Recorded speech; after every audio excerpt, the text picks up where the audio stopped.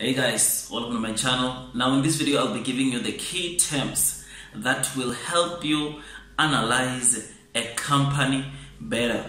Guys, it's very important for you to know as many key terms of a company as possible before you buy shares at that company.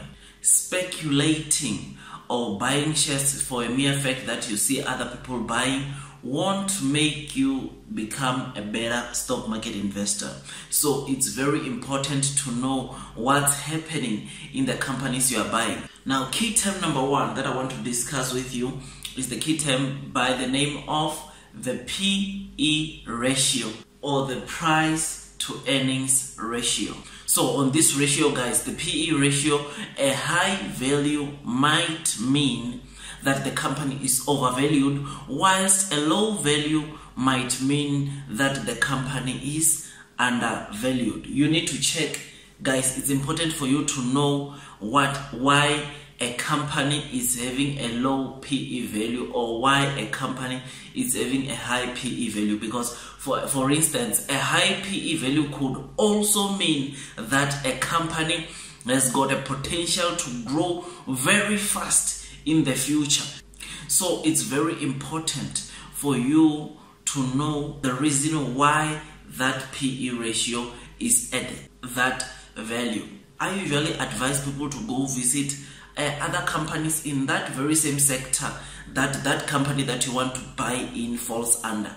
So what I advise them to do is that go check their PE ratios. If their PE ratios are higher than that one of your company, then that might definitely mean that that company that you want to buy is undervalued.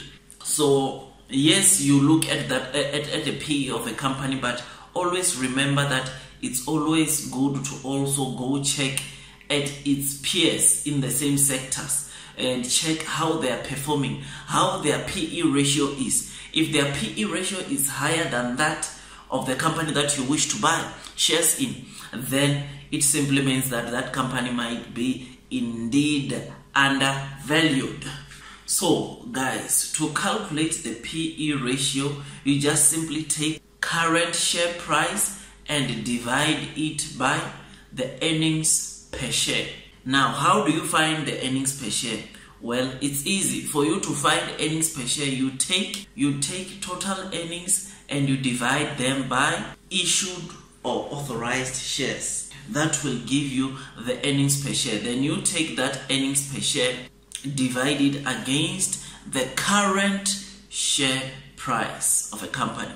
That will give you your PE ratio. This is one of the most important key terms that I personally use to analyze the companies that I want to buy shares in. And if you use this key term correctly, it will definitely make you become a better stock market investor. Now, key term number two on my list is the current ratio. Now, current ratio measures the ability of a company to service its liabilities. So on this ratio, anything more than 1 is considered to be good, whilst anything below 1 might be considered to be bad. But another thing to note, guys, there are some industries where it's common to find companies with a current ratio of less than 1. So you just have to check. So don't just say, I'm not investing in this company because it has got a current ratio of less than 1, but check as to why is that company having a current ratio of less than 1. Do the same thing as you did with the PE ratio. Go check its peers or the companies in its industry and check what their current ratios are, then make a decision. So in other words, having a current ratio of more than 1 simply means that a company can easily fund their future growth plans. So the formula to calculate the current ratio is just total assets by total liabilities. If you get an answer of more than 1, then that should be good. That should be a good company. And please note, guys, that like here in South Africa, there are companies like African Rainbow Capital, that do not have any debt at the moment. They don't have any long-term debt. They just have assets. So the companies like that, their current ratio are very, very, very high, which is one of the reasons why I personally invest in that company. It's for a mere fact that they don't have any long-term debt as it stands. Now, key term number 3 is the ROIC, or return on invested capital. Now, this helps you find out if the management of the company are using the company's resources effectively. Usually this key term goes hand in hand with the ROE, or the return on equity.